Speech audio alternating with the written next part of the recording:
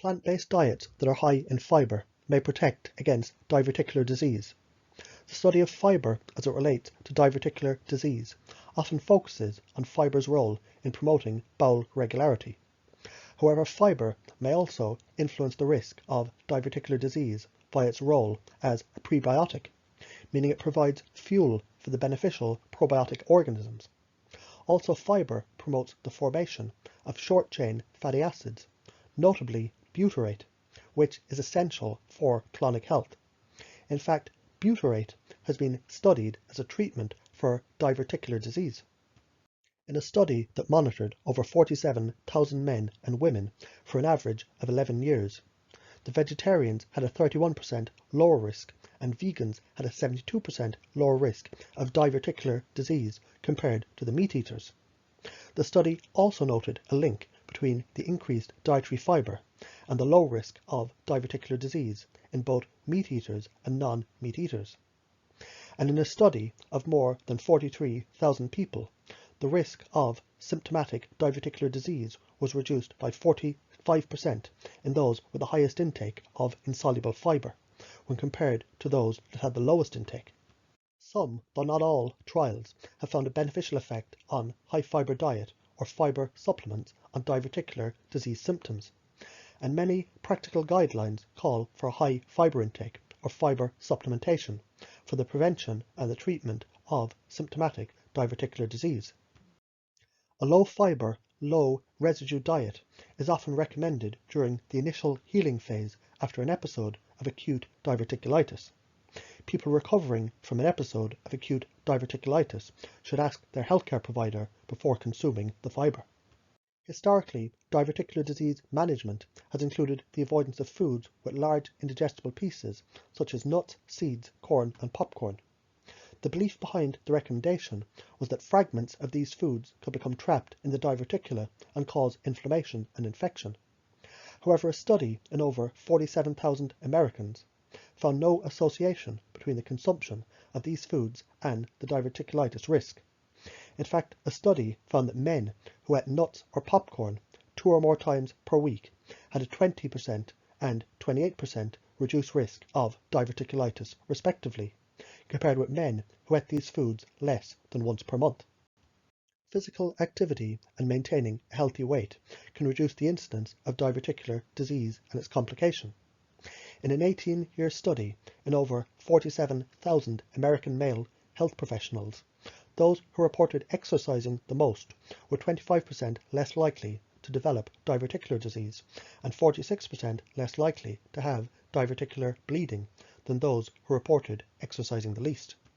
Vigorous activity was especially correlated with a significant lower risk of diverticular disease and bleeding. A study in over 36,500 women found that those who reported the low levels of exercise, 30 minutes or less per day, had a 53% higher risk of diverticular disease compared with women who exercised for more than 30 minutes per day. Another study that followed more than 10,000 joggers aged 50 or older for 7.7 years found that more running was associated with less diverticular disease and more vigorous and longer runs were more protective. Excess weight, especially when carried around the abdomen, appears to be a risk factor for diverticular disease and its complication. A study in over 47,000 males found, compared with normal weight men, the obese men had a greater than 1.7-fold higher risk of diverticulitis and a 3.1-fold higher risk of diverticular bleeding.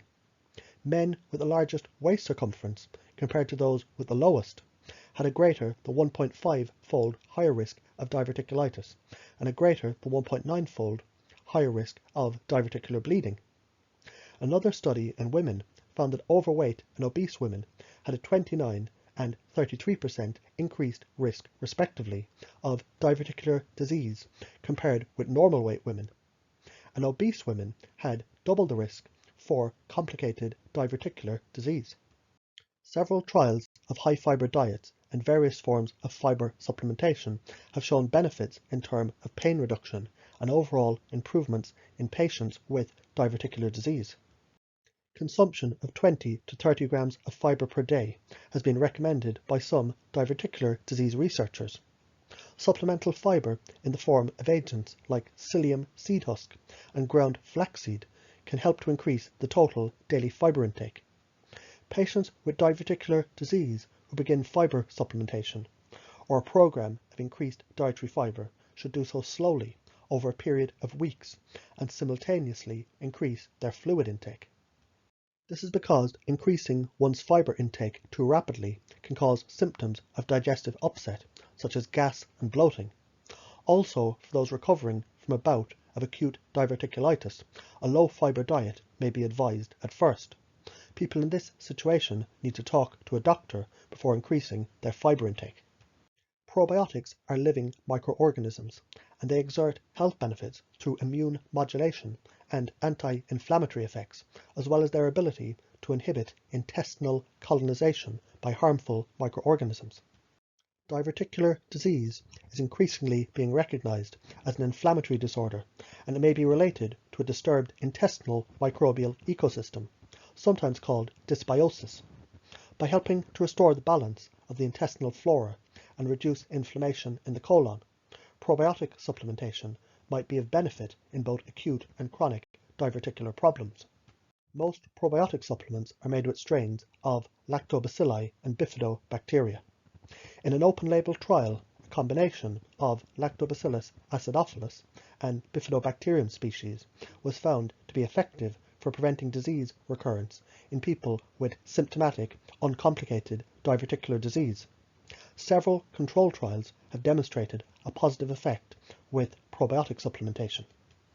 In one trial, a high-fibre diet plus the probiotic Lactobacillus paracasei was compared to a high-fibre diet alone.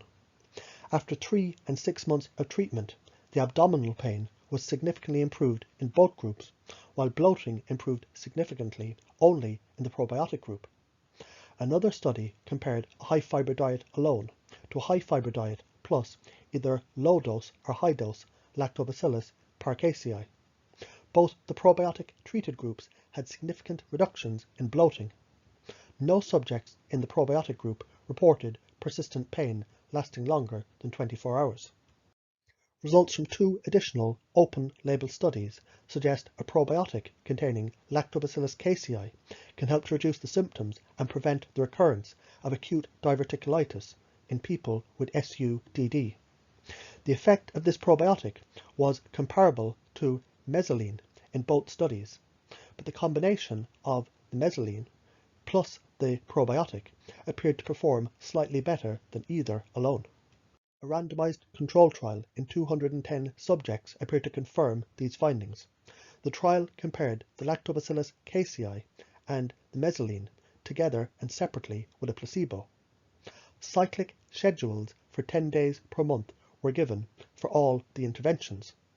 After 1 year, both the probiotic and the mesaline were found to be more effective than the placebo for maintaining the remission, and additionally the combination of the probiotic plus the mesaline appeared to work better than either alone.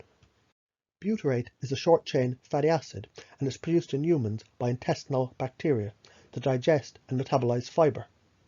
Butyrate is critical to colonic mucosal health.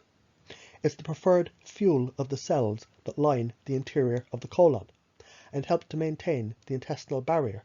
It has anti-inflammatory and anti-cancer effects and helps to regulate colonic motility. In a randomized clinical trial of sodium butyrate in 52 people with diverticular disease, subjects received either a twice-daily dose of 150 mg of oral microencapsulated sodium butyrate or placebo.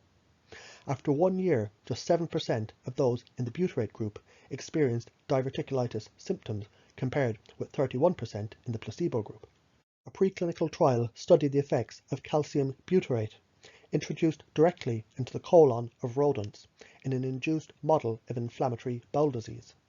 Calcium butyrate completely prevented the weight loss typical of the rats with the induced colitis, and it significantly reduced the tissue damage and the fluid accumulation of the colitis by 48% and 22% respectively. In a lab component of the study, the calcium butyrate also exhibited anti-tumour effects.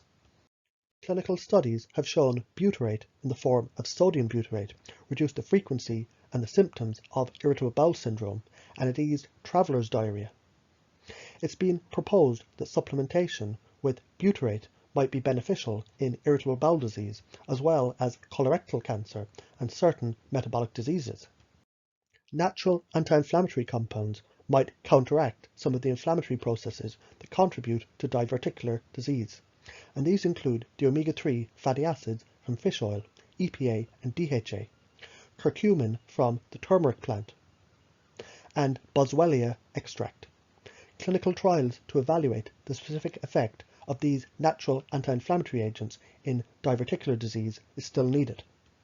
Omega-3 fatty acids, EPA and DHA, have been extensively studied for their general anti-inflammatory activity, and many studies have demonstrated omega-3 fats are beneficial for irritable bowel disease. Low levels of omega-3 fats have been found in patients with irritable bowel disease, and almost all trials using fish oil supplementation have demonstrated a beneficial effect, with the best results in ulcerative colitis. Emerging evidence suggests an overlap between the inflammation that characterizes chronic diverticular disease and that of irritable bowel disease. For this reason, treatment that's of benefit to irritable bowel disease is worthy of consideration in diverticular disease. Several university-associated medical centres recommend supplementing omega-3 fatty acids, including from fish oil, in diverticular disease, in doses ranging from 1 to 6 grams per day. Curcumin is an anti-inflammatory compound from the culinary and medicinal herb turmeric. Preclinical studies suggest curcumin might be of benefit in inflammatory bowel disease, including ulcerative colitis. Studies in animal models of irritable bowel disease have shown that curcumin can inhibit tumour necrosis factor alpha, one of the inflammatory chemical messengers that's associated with diverticular disease and acute diverticulitis. Early research suggests curcumin is safe and effective at preventing the relapse, and when used as an anti-inflammatory drug to manage irritable bowel disease. Resin from the Boswellia serrata tree contains a powerful anti-inflammatory compound called acetyl-11-keto-beta-boswellic acid, or AKBA. One randomized control trial found the boswellia extract was as effective as the mesalazine at improving the symptoms of Crohn's disease, with far fewer side effects. In another trial, the boswellia extract was compared to the medication alzolfenide in 30 patients with chronic colitis. 70% of those treated with the boswellia extract entered remission, compared to only 40% in the drug group. This confirmed an earlier report of boswellia's efficacy in the treatment of ulcerative colitis. In a preclinical model of intestinal inflammation, both boswellia extract and pure AKBA protected against the oxidative damage and prevented inflammatory, structural and functional changes in the cells of the intestinal lining that were exposed to the inflammatory stimuli. An improved extract, which combined the AKBA with other non-volatile boswellia oils, has demonstrated improved anti-inflammatory activity at a lower concentration when compared to other preparations standardized with the same percentage of AKBA. The amino acid L-glutamine is an important energy source for the cells that line the intestinal mucosa. L-glutamine has been extensively studied for its ability to preserve structural and functional health of the intestine and to promote intestinal recovery during and after injury or stress, such as what occurs in infection or surgery. Animal and lab studies show the potential for L-glutamine, by protecting the cells from inflammatory damage, to be a useful therapeutic for irritable bowel disease. Because of the relationship between chronic mucosal inflammation and diverticular disease, and the frank tissue injury that occurs with acute diverticulitis, L-glutamine might be helpful in treating these conditions. Mucilage are complex sugars and are found in plants, and they form a thick gel-like film when they're mixed with water. Psyllium seed husk, flaxseed, slippery elm, and licorice all contain mucilage.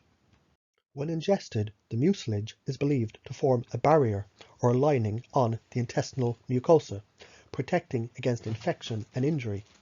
soothing irritation and promoting tissue healing.